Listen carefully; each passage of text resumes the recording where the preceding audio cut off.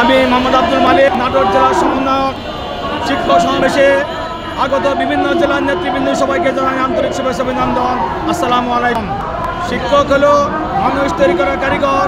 এই দেশে কত শিক্ষার্থী ভালো কাজ করে সফলতার উচ্চ শিখরে পৌঁছেছে, এসব শিক্ষকদের অবদান।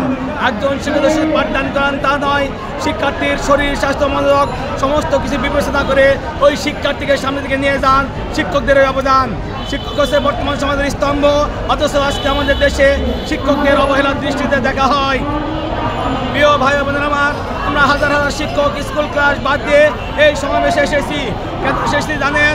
যে দেশে সাম্য সমতা দক্ষতা অভিজ্ঞতার ভিত্তিতে সরকারি বেতন কাঠামো থাকে না, যে দেশে সরকার নিজের ক্ষমতাকে টেকসই করার জন্য সরকারি চাকরিজীবীদের একতরফা সুযোগ সুবিধা দিয়ে যায়, সেই দেশে আন্দোলন সংগ্রাম করা ছাড়া কোনো উপায় থাকে না। প্রিয় ভাই বোনেরা আমার, আমাদের দাবি ছিল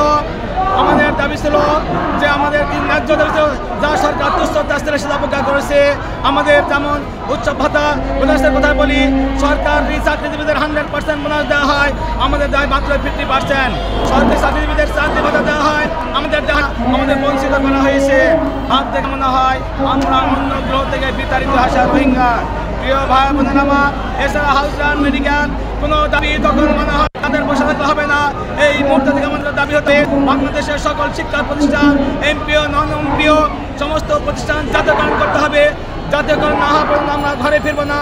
শিক্ষকদের উদ্দেশ্যে বলতে চাই, আপনাদের সংগ্রাম চালিয়ে যান, আমরা আপনাদের সাথে আসি, থাকবো ইনশাল্লাহ। বাংলাদেশের সকল শিক্ষক নেতৃবৃন্দ উদ্দেশ্যে বলতে চাই, আসুন আমরা সব ভেদাভেদ ভুলে তাদের কাঁধ মিলিয়ে এই আন্দোলনকে বেগবান করে তুলি এবং আমাদের দাবি আদায় সচেষ্ট হই। পরিশেষে আপনাদের ত্যাগ ও সাধনায় আমাদের এই জাতি যেন অদূর ভবিষ্যতে বিশ্বের বুকে মাথা উঁচু করে দাঁড়াতে পারে। পরম করুণাময় সর্বশক্তিমানের কাছে এই আশাবাদ ব্যক্ত রেখে আমি আমার সংক্ষিপ্ত বক্তব্য শেষ করছি। আল্লাহ হাফেজ। বাংলাদেশ জিন্দাবাদ। রাষ্ট্রের যে 5 তারিখের পর থেকে বিগত স্বৈরাচারী সরকার দেশ থেকে পালিয়ে যাওয়ার পরে রাষ্ট্রের সংবিধান অনুযায়ী ব্যক্তির স্বাধীনতা মাত্রা কতটুকু, এটা আপনার কাছে আমাদের যে দাবি দেওয়া ছিল, এই অন্তর্বর্তী সরকার আমাদের দাবি দিতে এসে আমাদের বঞ্চিত করেছে, দেয় নয়, আমাদের শিক্ষক সমাজের সঙ্গে বেইমানি করেছে। আমরা সেই দাবি পূরণ আমরা ঢাকা থেকে বাড়ি ফিরবো না। আমরা বিগত দিনেও 4 থেকে 2 মাস আগে দেখছি আপনাদের আন্দোলন জোরালো ছিল।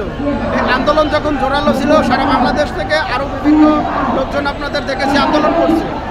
তখন আপনাদের সরকারের আশ্বাস কি ছিল, আর এইখানে সরকারের কোনো গাফিলতি আছে কিনা এ বিষয়ে আমরা আশা করেছিলাম সরকার আমাদের দাবিটা আমাদের পূরণ করবে, কিন্তু তখন দেখলাম যে আমাদের সেই দাবি দিতে দেয় নাই।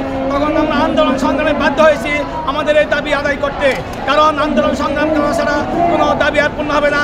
তাই আমরা রাজপথে এসেছি আমাদের দাবি আদায়ের জন্য। আপনারা কি মনে করেন এই সরকার কর্মকর্তা এর সাথে আপনাদের সাথে গাফিলতি করছে, যাদের দাবি পূরণে বাধা হচ্ছে? আমাদের দাবি দিতেছে যেহেতু দেয় নাই, তাহলে অবশ্যই আমরা বলবো আমাদের সাথে বেইমানি করেছে, আমাদের দাবিটা অপূর্ণ রেখেছে, আমাদের